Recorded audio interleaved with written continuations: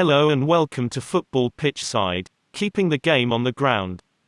This video explores the introduction and development of the position of central attacking midfield, otherwise known as CAM. It also considers key attributes that is required to play this position. Center attacking midfield is a position which has evolved with the adaptation of playing systems and formations. The inclusion of an attacking midfielder or a withdrawn striker has become key to teams' attacking play in recent times. In times gone by, players that played such positions struggled to make the starting team in the more conventional 4-4-2 formation.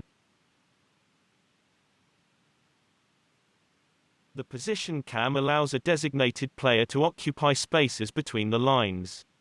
So why has this position become key? Simply because defensive tactical structure within teams have become very difficult to break down.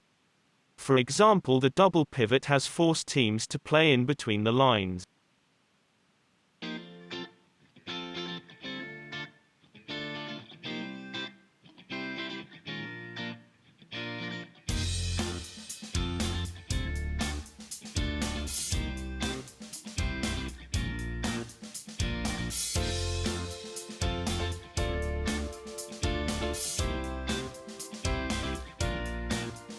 As a player, coach, maybe a fan, what are your expectations? Is it higher level of work rate? Affect the game at key moments? And in key areas of the pitch? Does the perception change from team to team? What is interesting is the many perception this position within the game. Some factors may include type of opposition, weather condition, and game status. This will depend on the context of the game, and quite often the score at the time. If the team is winning comfortably, the player can do nothing wrong in the eyes of the fans. Whereas, if the team is losing, fans may become impatient. So often the CAM is the first player to be substituted. In the same way, CAM will have a high game involvement or could avoid the ball, as confidence diminishes. The center attacking midfield role carries a certain profile. And with such profile there is responsibility, status and expectation. You may ask, what makes the position so appealing? For a start, it is the hub of the attack. Less pressure to score, and allows the drifting in and out of matches. Unlike a centre forward not expected to score, the aspect of assisting will be discussed later.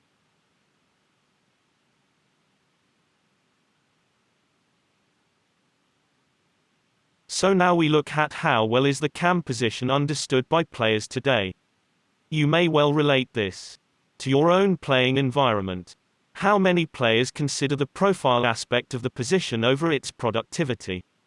Do players model themselves in the role, around their footballing idols? What is interesting is, quite often the number 10 shirt is symbolic to this position.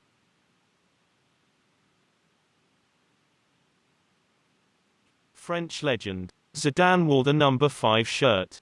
A classic example of a player's reputation giving credence to the shirt number, rather than the other way around. Does the CAM position place players higher up the pecking order on free kick duties? The value of the assist takes on greater significance. It's quite normal for players to celebrate their assists as contribution to goals creates statistical data in the modern game. So now let us consider how the role has evolved. Player 10 or playmaker, the 10 role as it is sometimes called. It gives the player a certain status. In 1992, squad numbers along with player names were introduced into the Premier League. This brought a personalization to a shirt both to players and supporters. Over the years we can recall certain shirt numbers worn by legends both for clubs and countries. Spanish club Barcelona is a club decorated with great players. They have a whole list of players considered immortal.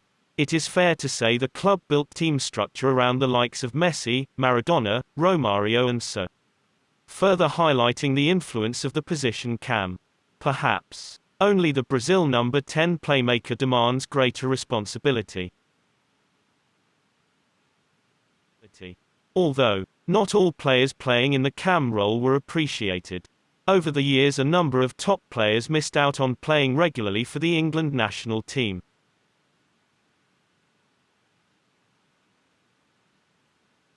In the past, the rigid 4-4-2 system meant players such as Hoddle, Joe Cole, Alan Hudson, Matt Letizia had to sacrifice creativity and adapt their game accordingly. How times have changed. The modern game now allows greater flexibility, thus appreciated skillful playmaker. It however raises the question of, had either of these players played in the modern era, which current team would embrace them most? Would the system accommodate them? Or would they have to fit into the system? Imagine Joe Cole under Pep or Ancelotti. So, finally, it is worth considering. How will the role evolve in the future? A role between the cam and the false nine perhaps. We hope this video has helped to explore the cam role in a variety of playing positions and tactical systems. It is important also to understand that the work off the ball complements success on the ball. In order to understand this clearer, it is necessary to look at counter tactics. Does this player exist in your team? Or is in fact you? If so, what are your thoughts? If you liked this video or found it useful in any way, please click on the like button, and comments and of course share.